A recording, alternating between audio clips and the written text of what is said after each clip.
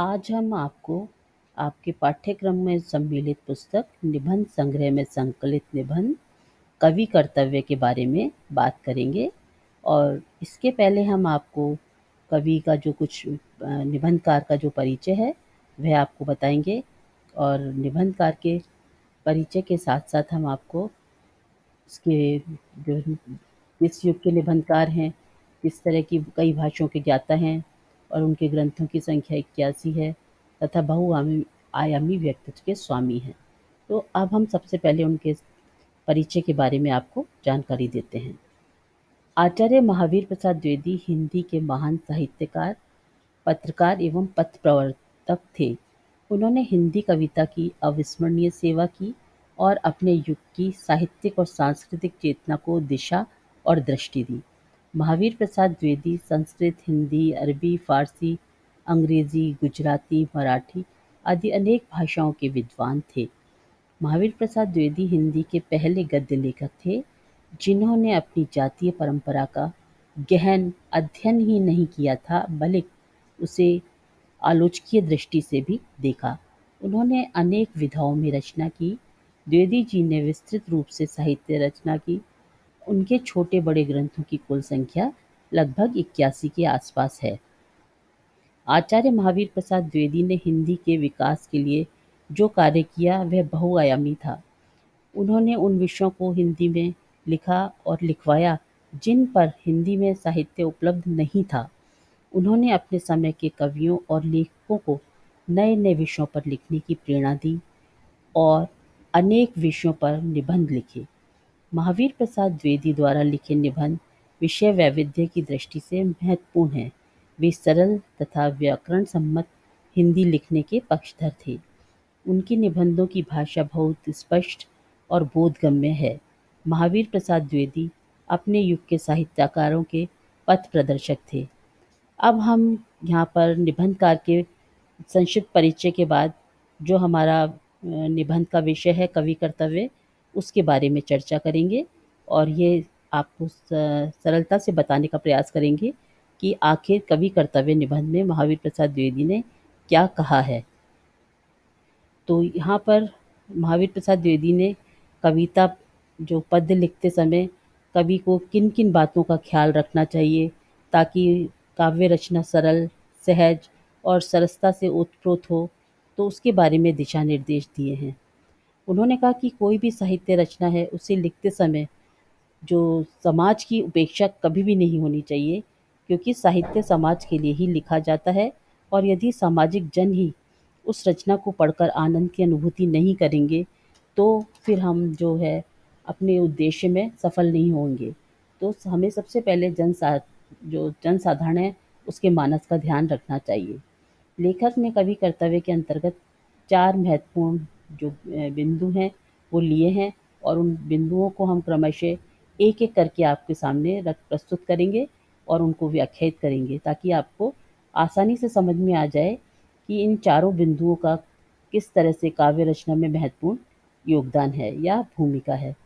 तो पहला है छंद, दूसरा भाषा, तीसरा अर्थ और चौथा विषय। तो ये अब यहाँ पर हम पहला बिंदु छंद लेते हैं और आगे बढ़ते हुए आपको स्पष्ट करते हैं कि हम सभी जानते हैं कि छंद काव्य में अत्यंत ही महत्वपूर्ण स्थान रखते हैं। लेखक के अनुसार गद्य और पद्य दोनों में कविता हो सकती है। उसमें लेखक का मानना है कि गद्य के विषय में कोई विशेष निर्देशन की आवश्यकता नहीं होती है, जितनी पद्य के विषय में। इसलिए कवि और कर्तव्य जो है वह निबंध में लेखक ने पद्य के संदर्भ में ही अपनी बात कही है। हम जानते हैं कि जिन पंक्तियों में वर्णों या मात्राओं की संख्या नियमित होती है, वे छंद कहलाते हैं और छंद में जो कुछ कहा जाता है, वह पद्य कहलाता है। तो जो सिद्ध कवि होते हैं, वे अपने काव्य में चाहे जिस छंद का प्रयोग करें, कोई उनका पद्य अच्छा ही और उनका पद हर हालत में अच्छा ही बनता है। निबंधकार के अनुसार काव्य के मर्मज्ञ और निपुण कवि स्वतः जान जाते हैं कि कौन सा छंद कहाँ विशेष शोभावर्धक होगा। निबंधकार कवियों से यह अपेक्षा रखते हैं कि दोहा, चौपाई, सोरठा, छप्य, सवैया का प्रयोग हिंदी में बहुत हो चुका है। कवि अपने काव्य को लिखते समय अन्य छंदों का भी अधिक से अधिक प्रयोग करें। लेखक अपने अनुभव के आधार पर कहते हैं कि किसी भी प्रचलित जो परिपाटी है, उसका जो क्रम भंग होता है, तो प्राचीनतम के पक्षधर जो कवि हैं, लेखक हैं, वो उसके विरोध में खड़े हो जाते हैं और नए प्रयोगों के में दोष ढूँढने लगते हैं। कुल मिलाकर द्विवेदी जी यह संदेश देना चाहते हैं कि साहित्यकारों को परस्पर नए प्रयोग करने चाहिए और पुराने के स्थान पर नए का स्वागत भी करना चाहिए। तो ये तो उनकी छंद के विषय में धारणा थी कि कैसे होने चाहिए। अब हम आगे चलते हैं और भाषा के बारे में उनके विचारों को समझने का प्रयास करते हैं। निबंधकार का यह मानना है कि कवि को ऐसी भाषा का प्रयोग करना चाहिए जिसे कोई भी व्यक्ति सहज में समझ ले और कविता के भाव को भी हृदयंगम करने में सफल हो। यह मानना भी इसलिए उचित है क्योंकि जो कुछ भी लिखा जाता है वह इसी अभिप्राय से लिखा जाता है कि लेखक के हृदयगत भाव पाठक भी समझ सके। अतः कठिन काव्य की अपेक्षा सरल लिखना ही सब प्रकार से उचित है। यह भी हम यहाँ हम यह भी स्पष्ट कर दें कि साहित्य या काव्य सर्वसाधारण के समय को ध्यान में रखकर लिखा जाता है या उसकी समझ को ध्यान में रखकर लिखा जाता है और वह बहुत कम लोकमान्य होता है।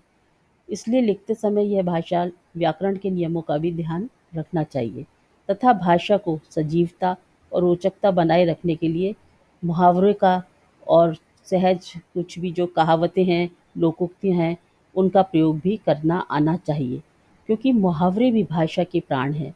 कविता लिखते समय सर्वत्र ललित और मधुर शब्दों का ही प्रयोग करना चाहिए।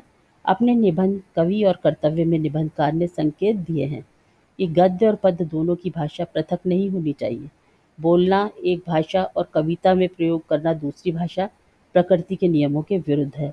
तो इस तरह भाषा के संदर्भ में उन्होंने कवि के लिए बताया कि किस तरह की भाषा जो है वो कविता को सरसता, रोचकता और उसमें गति प्रदान करती है, उसका इस्तेमाल करना कवि को आना चाहिए।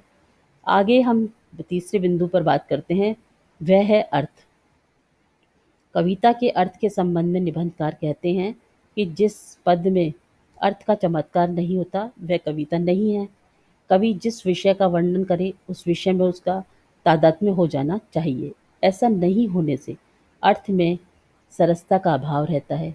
कविता करते समय अलंकारों का जबरन प्रयोग नहीं करना चाहिए। अपने मनोनीत अर्थ को इस प्रकार व्यक्त करना चाहिए कि पद्य पढ़ते ही पढ़ने वाला उसे तत्क्षण ही हृदयंगम कर सके। कविता में शब्दों के आडंबर से बचना चाहिए। अर्थहीन तथा अनुपयोगी शब्द न लिखे जाएं और न ही शब्दों के प्राकृत रूप को बिगाड़ना चाहिए। निबंधकार आगे स्पष्ट करते हुए कहते हैं कि अश्लीलता और गिरामत्व गर्भित अर्थों से कविता को कभी भी दूषित नहीं करना चाहिए। निबंधकार का यह भी मानना है कि जिसे पढ़ने वाले के मुंह से वाह ना निकले वो और दंत पंक्तियां ना दिखाई दें अथवा जिस रस की कविता हो उस रस के अनुभव का या व्यापार न करने लगे तो वह कविता कविता कहलाने योग्य नहीं है, वह मात्र तुकबंदी है। तो कहने का तात्पर्य यही है कि कवि जो लिखना चाहता है वह पाठक और श्रोता के हृदय तक उसी भाव से पहुँचे, वही कवि कविता करने में सफल होता है और वह अर्थ उस पाठक या श्रोता तक पहुँचे, यह भी उसकी सफलता का मापदंड होना चाहिए। तो इस तरह वह किस भी रस पर आधारित कविता लिख रहा है तो उसकी उस पर सफलता का आधार भी ये है कि वह रस जो श्रोता है या पाठक वह महसूस कर सके। अब हम कविता के कवि कर्तव्य में अंतिम बिंदु पर आते हैं, वह है विषय। निबंधकार के अनुसार कविता लिखने का समय यह ध्यान मतलब कहने का तात्पर्य ये है कि कविता लिखते समय यह ध्यान अवश्य रखना चाहिए कि कविता का विषय मनोरंजक और उपदेशजनक है या नहीं। लेखक कहते हैं कि हिंदी काव्य की हीन दशा को देखकर कवियों को जो कहना चाहिए कि अपनी विधा और बुद्धि और अपनी प्रतिभा का दुरुपयोग व्यर्थ की रचना लिखने में नहीं करना चाहिए। अर्थात ये उन्हें ध्यान रखना चाहिए कवियों को कि वह अपनी जो काव्य कर्म है या कवि कर्म है उसका दुरुपयोग ना करें, बल्कि सार्थक रचना लिखें ताकि जो हमारे सामाजिक हैं वह उस रचना का लाभ उठा सकें, आनंद उठा सकें और उनका मानसिक पोषण भी हो सके। आगे अनुवाद के विषय में निबंधकार का कहना है कि एक भाषा की कविता का दूसरी भाषा में अनुवाद करना मूल कवि का अपमान करना है। अनुवाद करने के पूर्व अनुवादक को अपनी योग्यता पर विचार कर लेना चाहिए, क्योंकि अनुवाद करने में जो दक्ष होते हैं, जिनको भाषा का पूरा अधिकार रहता है, वो सब वही अनुवाद करें तो श्रेष्ठ होगा। क्योंकि अगर भाषा पर जिनका अधिकार नहीं है, वे किसी दूसरी भाषा का प्रयोग कर रहे हैं, तो उस कवि कर्म से या अनुवाद के कर्म से में कहीं न कहीं त्रुटि रह जाएगी। अंत में निबंधकार लिखते हैं कि कवि की कल्पना शक्ति तीव्र होनी चाहिए। अपनी कल्पना शक्ति द्वारा वह कठिन बातों को ऐसे अनोखे ढंग से सामने लाते हैं कि वे सहज ही समझ में आ जाती है। हिंदी कवि का कर्तव्य है कि वह पाठकों की रुचि का विचार कर अपनी कवित्व या अपनी कविता ऐसी सहज और मनोहर रचे कि साधारण पढ़ लिखे लोग भी कविता का आनंद उठा सकें। पाठक के मन में नई-नई उपमाओं को, नए-नए शब्दों को और नए-नए विचारों को समझने की योग्यता उत्पन्न करना कवि का ही कर्तव्य है।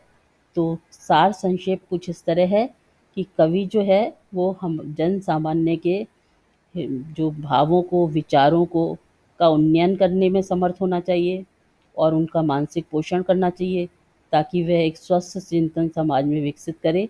तो इस तरह कवि का जो नैतिक कर्तव्य है बहुत ही ज़िम्मेदारी वाला है, और वह जिस दायित्व को वहन करता है उसे पूरी ईमानदारी से कविता की परिपाटी को ध्यान में रखते हुए कि किन नियमों का पालन करना है, अपने कवि कर्म को पूरा करना चाहिए। तो इस तरह हम देखते हैं कि महावीर प्रसाद द्विवेदी ने अपने निबंध कवि कर्तव्य, जिसका शीर्षक हमें देखकर ही काफ़ी कुछ स्पष्ट हो जाता है कि उन्होंने निश्चित रूप से कविता लिखते समय कवि को का क्या कर्तव्य होना चाहिए और कवि को किन किन बातों का ध्यान रखना चाहिए, इस निबंध में लिखी होंगी। और ये जो निबंध था वो अपना संदेश देने में पाठकों तक पूरी तरह से सफल हुआ है, ऐसी हम आशा करते हैं। इस तरह से महावीर प्रसाद द्विवेदी द्वारा लिखा गया ये निबंध भाषा की दृष्टि से रोचक, सरल, सहज है और हमें कवि के उद्देश्य को पूर्ण करने में अत्यंत सफल सिद्ध हुआ, ऐसा हमारा मानना है।